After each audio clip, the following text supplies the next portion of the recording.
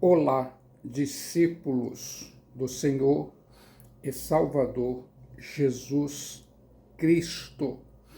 Bem-vindos e bem-vindas à Igreja Batista Memorial da Ilha do Governador. E meu desejo é que você se sinta à vontade, conectado aí, em sua casa ou em seu local de trabalho. O Espírito Santo vai ativar você e você vai experimentar, pela fé em Cristo, saúde mental, emocional e espiritual. E nesse sentido, eu vou compartilhar para você a parte 13 da série de mensagens bíblicas na carta do apóstolo Paulo aos Romanos. O seguinte tema: a justificação, ato exclusivo de Deus. Romanos, capítulo 3, versículos 26 a 31. A Bíblia diz: tendo em vista a manifestação da sua justiça no tempo presente, para ele mesmo ser justo e justificador daquele que tem fé em Jesus. Romanos 3,26. Onde, pois, a jactância foi de toda excluída, porque lei das obras? Não, pelo contrário, pela lei da fé. Romanos 3,27. Concluímos, pois, que o homem é justificado pela fé independentemente das obras da lei. Romanos 3,28. É porventura Deus somente dos judeus? Não o é também dos gentios? Sim, também dos gentios. Romanos 3,29. Visto que Deus é um só, o qual justificará por fé o circunciso e mediante a fé o incircunciso.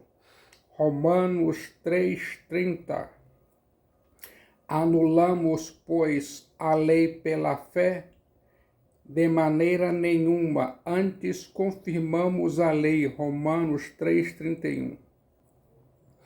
A justificação pela fé somente foi a grande ruptura espiritual e teológica de Martinho Lutero. Não lhe veio facilmente. Ele, Martinho Lutero, havia tentado tudo, desde dormir em pisos duros e jejuar até orar enquanto subia de joelhos uma escada de Roma. Mosteiros, disciplinas, confissões, missas, absolvições, boas obras, tudo provou ser inútil. A paz com Deus lhe escapava. O pensamento a respeito da justiça de Deus o perseguia. Ele, Martinho Lutero, detestava até a própria palavra justiça, que para ele fornecia um mandato divino para condená-lo. A luz raiou finalmente para Martinho Lutero quando ele meditava sobre Romanos capítulo 1, versículo 17, que diz: visto que a justiça de Deus se revela no Evangelho de fé em fé, como está escrito, o justo viverá por fé.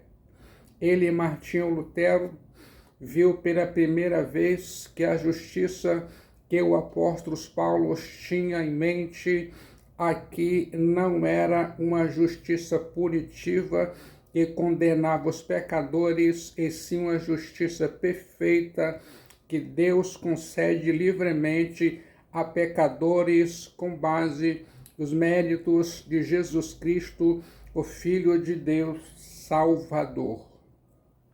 e que os pecadores recebem pela fé. Martinho Lutero viu que a doutrina da justificação pela graça somente, sola gratia, por meio da fé somente, per sola fidem, por causa de Cristo somente, solos Christus, era o cerne, o coração do Evangelho, e se tornava para ele uma porta aberta ao paraíso, um portal para os céus, a cidade do Deus vivo, a Jerusalém celestial. A frase justificados pela fé somente foi a chave que abriu a Bíblia para Martinho Lutero. Martinho Lutero veio a entender cada uma dessas 4 palavras em relação às outras, à luz da Escritura e do Espírito Santo. Aqueles que confiam em Jesus Cristo, o Filho de Deus Salvador, para a justificação pela fé somente, recebem uma justiça perfeita que lhes é atribuída. Os que tentam estabelecer sua própria justiça ou misturam fé com obras só recebem o salário terrível que é o devido a todos aqueles que não alcançam o alvo. Então, o indivíduo, tanto como a igreja, permanece ou cai segundo esse princípio da sola fide. Consegue entender isso somente a fé. Não existe doutrina mais importante para ser defendida do que o ensino bíblico de que os cristãos são justificados pela fé somente, sola fide. Consegue entender isso? Sola fide é uma verdade que precisamos conservar bem visível se vamos seguir uma rota segura entre os males gêmeos do antinomianismo, por um lado, e da justiça pelas obras do outro. Você sabia? O apóstolo Paulo a considerava tão importante que pronunciou uma maldição solene de condenação eterna contra qualquer pessoa que corrompesse o Evangelho de Jesus Cristo, Filho de Deus Salvador, nesse ponto, registro bíblico de Gálatas 1:9. Não é de admirar que na reforma tantos tenham dado sua vida em defesa dessa doutrina da justificação pela fé em Jesus Cristo, o Filho de Deus Salvador. Na verdade, a justificação foi a doutrina que acendeu uma reforma. A teologia católica havia negligenciado o assunto por séculos. Roma estava despreparada para responder ao desafio doutrinário dos primeiros reformadores. Por isso, a resposta inicial da Igreja Romana foi desviar o debate para a questão das reformas morais e eclesiásticas. Martinho Lutero ficou frustrado pela relutância de Roma em falar sobre doutrina, especialmente sobre a justificação pela fé em Cristo Jesus. Ele, Martinho Lutero, até declarou que teria prazer em ceder ao Papa em matérias eclesiásticas se o Papa abraçasse o verdadeiro Evangelho. Martinho Lutero entendeu que todas as ofensas morais eclesiásticas toleradas pela Igreja Romana foram, na última instância, resultado do obscurecimento da justificação. a doutrina da justificação por meio pela fé em Cristo Jesus teria automaticamente posto fim à venda de indulgências e outros abusos do poder eclesiástico papal. Você sabia? Eu quero que você fique de olho agora na palavra forense. No jargão popular da religião, a palavra forense é muito pouco usada, mas ela não é estranha à linguagem comum. A palavra forense é usada com frequência no jornal e em outros setores da mídia, especialmente em referência à investigação e julgamento de criminosos. O trabalho dos patologistas e médicos legistas muitas vezes tem a ver com o que é chamado na medicina forense e provas forenses. Você sabia? Aqui temos o termo forense, se refere a assuntos que se relacionam ao sistema e práticas judiciais. Um segundo modo no qual o termo forense é usado na linguagem comum tem a ver com falar em público.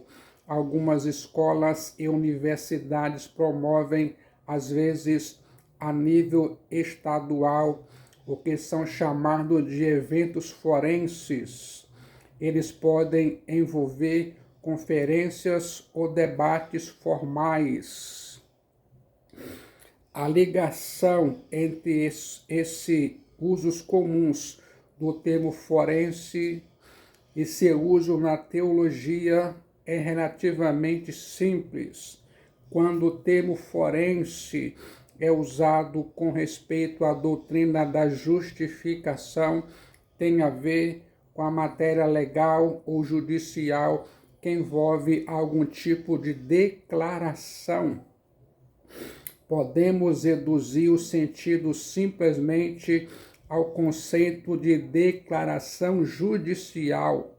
A doutrina da justificação envolve um assunto jurídico de maior importância, compreende o assunto do julgamento diante do Supremo Tribunal de Deus. O famoso dito de Lutero, simus justus et pectator, vai ao fundo da questão com respeito à justificação forense. A frase latina significa ao mesmo tempo justo e pecador. Essa condição simultânea se refere à situação dentro da qual o pecador é judicialmente considerado justo em virtude da imputação da justiça de Jesus Cristo, o Filho de Deus Salvador, enquanto ele permanece em si, por si, ainda um pecador. Martinho Lutero não quis dar o sentido de que o pecador, que é ainda pecador, seja uma pessoa não mudada. O pecador que tem fé salvadora é uma pessoa regenerada. Ele é habitado pelo Espírito Santo, mas em si ainda é sem justiça. E ainda mais não quer dizer que o pecador não esteja dentro de um processo verdadeiro de santificação no qual ele está se tornando justo. Aqueles que pensam, aqueles que possuem a fé salvadora, necessariamente, inevitavelmente, imediatamente começam a manifestar os frutos da fé, que são as boas obras de obediência. No entanto, a base da justificação daquela pessoa continua sendo só e exclusivamente a justiça imputada de Jesus Cristo, Filho de Deus Salvador. É pela justiça de Jesus Cristo, Filho de Deus Salvador, e só pela sua justiça que o pecador é declarado justo. A declaração forense da justificação não é uma ficção, é real e autêntica, pois a imputação na qual se baseia não é nenhuma ficção. É a imputação real da justiça real de um Christos real. Jesus Cristo, Filho de Deus Salvador, é nossa justiça. Ele, Jesus Cristo, Filho de Deus Salvador, faz mais do que meramente nos ajudar ou assistir pela sua graça e poder a nos tornar-nos justos. Ele, Jesus Cristo, o Filho de Deus Salvador, nos dá sua justiça diante do tribunal de Deus. Nossa justiça fica sendo como trapos imundos. Nós precisamos ser adornados ou vestidos pela justiça de Jesus Cristo, o Filho de Deus Salvador, que é uma capa que cobre a nudez de nosso pecado. Essa é verdadeiramente a boa nova do Evangelho de Jesus Cristo, o Filho de Deus Salvador, que pela graça Deus computa ou avalia a própria justiça de Jesus Cristo, o Filho de Deus Salvador, a nosso favor. Qualquer coisa diferente é outro evangelho que não é evangelho. Existe apenas um evangelho autêntico. Pregar ou ensinar qualquer outro evangelho é cair no anátema de Deus, na maldição de Deus. Consegue entender isso? Naquele momento que Abraão creu em Deus, isso lhe foi imputado para a justiça. Essa avaliação que veio antes que Abraão tivesse realizado qualquer das obras da lei, como o apóstolo Paulo argumenta com tanto vigor para instruir em Romanos 3 e Romanos capítulo 4, foi a aplicação do Evangelho, na verdade, uma imputação da justiça de Jesus Cristo, o Filho de Deus Salvador, até mesmo antes de Jesus ter nascido. Abraão foi justificado pela fé à parte das obras da lei. Como Tiago, irmão do Senhor, indica, Abraão subsequentemente demonstrou fruto de sua fé salvadora, mas a declaração de Deus de que estava justificado veio no momento que ele creu e foi avaliado como justo. Você sabia? Justificação é a declaração florense de que o cristão é justo em lugar do processo pelo qual ele é tomado justo. Envolve uma mudança no status em vez de na natureza. Uma distinção propositada e sistemática é feita entre a justificação, o ato externo pelo qual Deus declara o cristão justo, e a santificação ou regeneração, o processo interno de renovação pelo Espírito Santo. Retidão justificadora, como sendo a outra retidão, ou justiça, a de Jesus Cristo, o Filho de Deus Salvador, imputada ao cristão e externa a ele, não é uma retidão inerente a ele, localizada dentro dele ou de algum modo pertencente a ele. A justificação ocorre por fidem propter Christum, com a fé sendo entendida como meio de justificação concedido por Deus aos méritos de Jesus Cristo, o Filho de Deus Salvador, sendo a base da justificação concedida por Deus. Você sabia? A fé vive a partir de Jesus Cristo, o Filho de Deus Salvador. Sendo unido a Jesus Cristo, Filho de Deus Salvador, pela fé, o cristão possui objetivamente todos os benefícios de Jesus Cristo, o Filho de Deus Salvador, experimenta subjetivamente esse benefício tão abundantemente quanto o Espírito Santo os aplica. E conforme ele é capaz de recebê-los pela apreensão de Jesus Cristo, o Filho de Deus Salvador.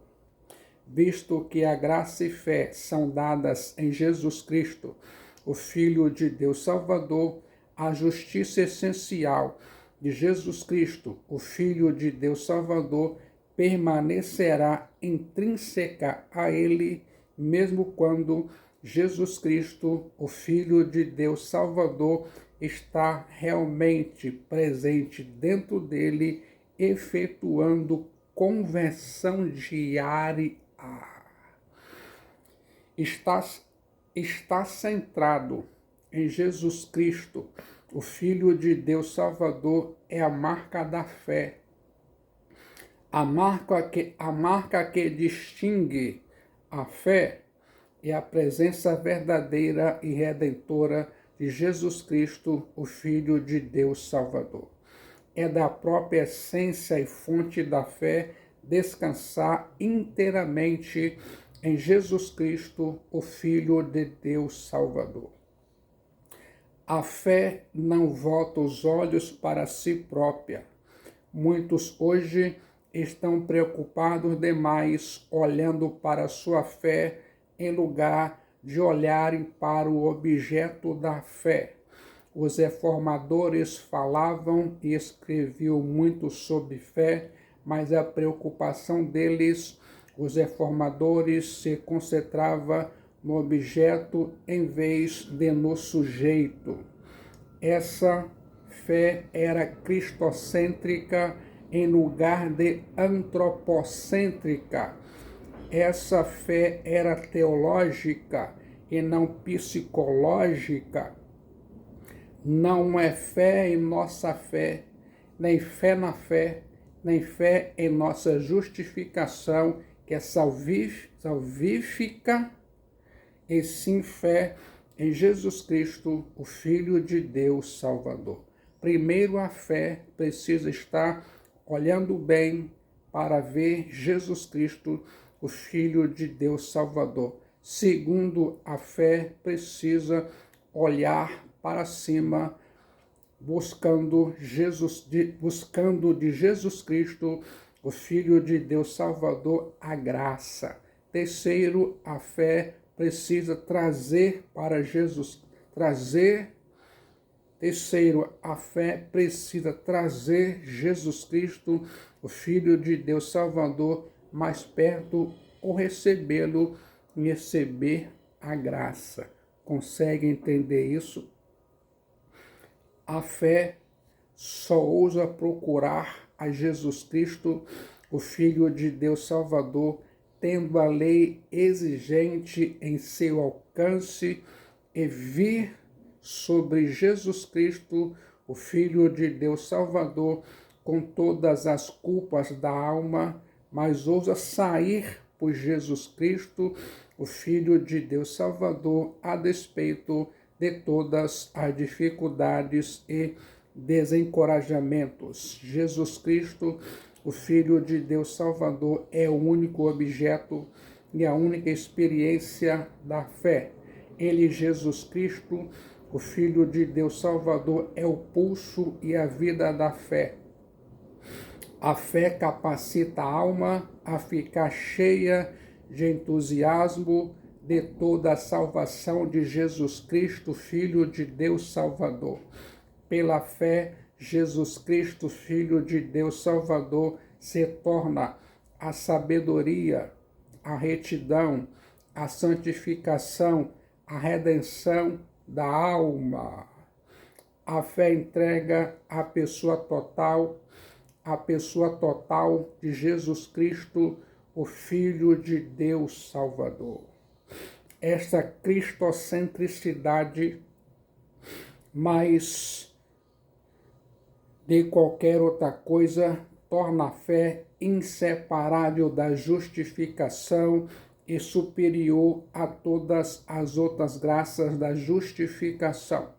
Não é tanto de se admirar, então, que a fé em Jesus Cristo, o Filho de Deus Salvador, tenha sido chamada de capitã de todas as virtudes espirituais. O amor é a graça suprema nos céus, na cidade do Deus vivo, a Jerusalém celestial, mas a fé é a graça vencedora na terra. A fé é a roda mestra, ela põe a funcionar todas as outras graças.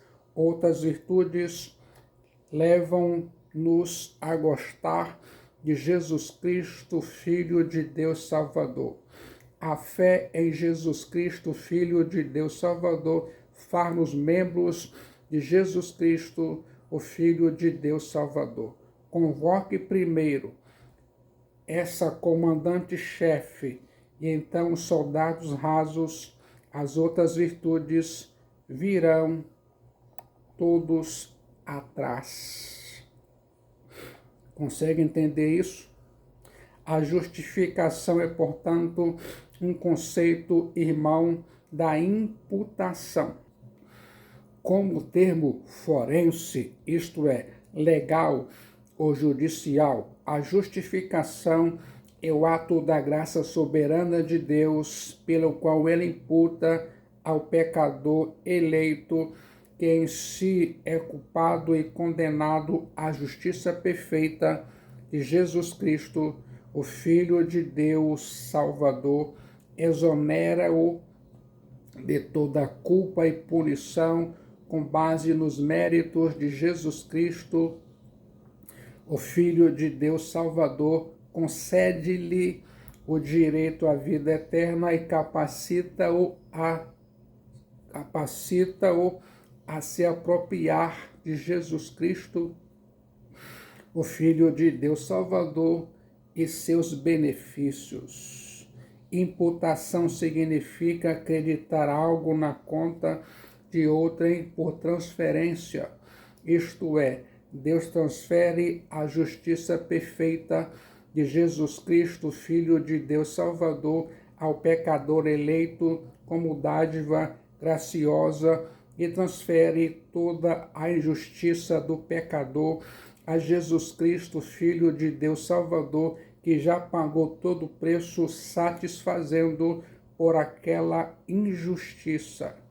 Por meio dessa transferência mútua, o pecador justificado é visto por Deus como se ele nunca tivesse tido ou cometido qualquer pecado, mas como se tivesse ele mesmo plenamente realizado essa obediência que Jesus Cristo, o Filho de Deus Salvador, realizou. Eu quero que você se lembre dessa verdade teológica. Ouça agora o instrumento da justificação. Justiça de Deus mediante a fé em Cristo Jesus para todos e sobre todos os que creem, porque não há distinção. Romanos 3:22. A quem Deus propôs no seu sangue como propiciação mediante a fé para manifestar a sua justiça, por ter Deus, na sua tolerância, deixado impunes os pecados cometidos anteriormente, Romanos 3:25, tendo em vista a manifestação da sua justiça no tempo presente, para ele mesmo ser justo e justificador daquele que tem fé em Cristo Jesus. Romanos 3:26. Concluímos, pois, que o homem é justificado pela fé independentemente das obras da lei. Romanos, capítulo 3, versículo 28. A Bíblia diz, eu acredito, a fonte da justificação é Deus e sua graça. O fundamento da justificação é Jesus Cristo, Filho de Deus Salvador, e sua cruz, mas o meio, o instrumento da justificação é a fé em Jesus Cristo, o Filho de Deus Salvador somente. Somos justificados não por causa da fé, mas por meio da fé. A fé não é a base da justificação, mas sim um instrumento. Somos justificados pela obra de Jesus Cristo, o Filho de Deus Salvador na cruz, mas recebemos os benefícios dessa obra por meio da fé em Jesus Cristo, o Filho de Deus Salvador. A fé não é um salto no escuro. Não existe fé cega. Fé não é algo ilógico e irracional. A fé está firmada na rocha da verdade de Deus. Seu objeto é o próprio Deus. Não há nenhum elemento meritório na fé. A única função da fé é receber o que a graça oferece. Concordo com John Stott no sentido de que o valor da fé não reside nela mesma, mas inteira e exclusivamente em seu objeto, a saber, Jesus Cristo, o Filho de Deus Salvador e este crucificado. Dizer que a justificação é pela fé é outra maneira de dizer que a justificação é somente por Jesus Cristo, o Filho de Deus Salvador. Assim, Deus justifica aquele que crê não por causa do valor de sua crença, mas por causa do valor de Jesus Cristo, o Filho de Deus Salvador, em quem o homem creu. A propiciação acontece pela fé da parte do salvo e pelo sangue do Cordeiro de Deus e Salvador, Jesus Cristo. Você sabia? Ouça agora as objeções à justificação. Onde, pois, a jactância foi de todo excluída, por que lei? Das obras, não pelo contrário, pela lei da fé. Romanos 3:27.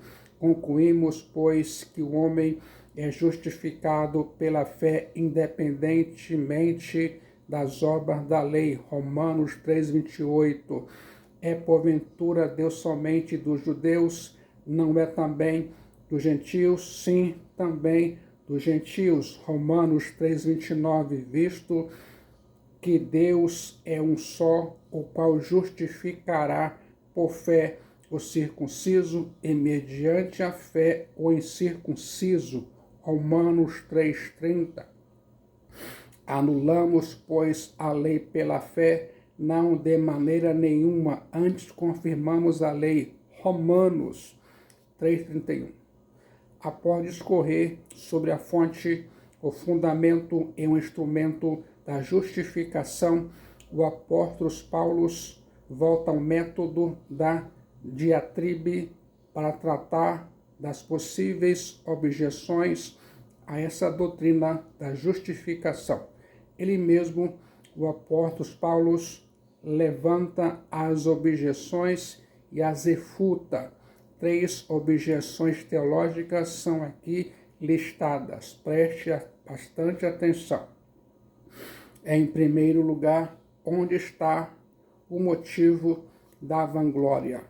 Os judeus se vangloriavam na lei e na circuncisão. Os judeus julgavam-se melhores que os outros homens. Os judeus aplaudiam a si mesmos e presunçosamente se orgulhavam de sua justiça pessoal. No entanto, uma vez que a justificação é obra de Deus e não do homem, uma vez que ela é recebida pela fé e não por méritos das obras, cessa qualquer possibilidade de vanglória pessoal. Não existe provisão para orgulho na salvação pela graça. Os judeus não possuem nenhuma superioridade sobre os gentios. A salvação nem é garantida pela circuncisão, nem é impossibilitada pela incircuncisão, pois qualquer um que Deus justifica é justificado pela fé em Jesus Cristo, o Filho de Deus Salvador somente. Em segundo lugar, onde está a exclusividade dos judeus? Os judeus tinham consciência de sua relação especial com Deus. O que os judeus haviam esquecido é que seus privilégios não visavam a exclusão dos gentios. A doutrina da justificação pela fé em Jesus Cristo, o Filho de Deus Salvador, somente exclui não apenas qualquer possibilidade de vanglória, mas qualquer forma de elitismo e discriminação. Deus não é uma divindade tribal ou monopólio de um povo. Ele é o Deus único, vivo e verdadeiro, que estabeleceu um único meio de salvação, a fé em Jesus Cristo, o Filho de Deus Salvador, somente isto, tanto para os judeus como para os gentios. O apóstolo Paulo põe o machado da verdade sob a tola pretensão da exclusividade dos judeus, mostrando que não há diferença, primeiro, no fato da culpa. Todos pecaram no passado e destituídos estão da glória de Deus no presente. Segundo, na provisão da redenção e na condição de salvação. Você sabia? Em terceiro lugar, onde está a contradição entre a lei e a fé? A lei e a fé não são antagônicas, não estão em oposição uma à outra. A fé não anula a lei, nem a lei dispensa a fé. A lei cumpriu o seu propósito, preparando o caminho para a fé. A função da lei é expor e condenar o pecado e trancar o pecador no calabouço da culpa, até que Jesus Cristo, Filho de Deus Salvador, venha libertá-lo através da fé. Assim, a fé justifica aqueles a quem a lei condena. Pela fé em Jesus Cristo, Filho de Deus Salvador, somente nós alcançamos uma justiça perfeita, a justiça de Jesus Cristo, o Filho de Deus Salvador, a nós imputada. Vou compartilhar 3 implicações da doutrina da justificação pela fé em Jesus Cristo, o Filho de Deus Salvador somente. Em primeiro lugar, a fé humilha os pecadores e exclui a vanglória. Em segundo lugar, a fé une os cristãos e exclui a discriminação. Em terceiro lugar, a fé confirma a lei e exclui o antinomismo. Nada de vanglória, nada de discriminação, nada de antinomismo. Vou sintetizar a passagem que consideramos em 7 pontos. Primeiro ponto, a justificação é sem lei. Romanos 3:21. A justificação se dá quando o homem crê. A lei dava testemunho dessa justificação do Evangelho, apesar de ela própria não ter poder para justificar. Segundo, a justificação é mediante a fé em Jesus Cristo, o Filho de Deus Salvador somente. Romanos 3:22. O valor da fé consiste no valor do seu objeto. A justiça do Evangelho é uma dádiva concedida por meio da fé em Jesus Cristo, o Filho de Deus Salvador. Terceiro, a justificação é para todos, gentios e judeus. Romanos 3:22 e 23. A lei foi dada aos judeus e não aos gentios, mas a salvação é concedida tanto a judeus como a gentios, uma vez que todos pecaram. Quarto, a justificação é pela graça. Romanos 3:24. Em sua misericórdia, Deus não nos dá o que merecemos, e em sua graça Ele nos dá o que não merecemos. Não há mérito em nós, há toda graça em Deus. Quinto, a justificação nos foi dada a um alto preço.